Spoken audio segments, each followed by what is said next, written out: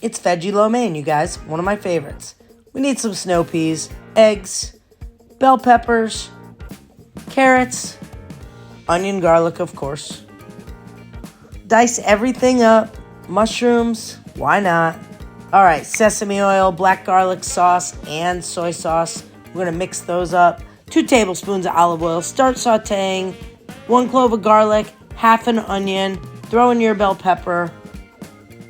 Give it a good toss. Make sure you salt and pepper those veggies. Oh, yeah. All right, all the veggies in. Saute for about 4 to 5 minutes till they soften. 2 eggs. Whisk them up.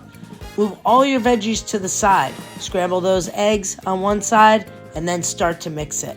Add your skinny pasta. That sauce, you guys, is 2 tablespoons of soy, 1 tablespoon of sesame, 2 tablespoons of black garlic. Add it all. It's so good. It's so easy. This took me about 8 minutes to make. You gotta do it. Get it.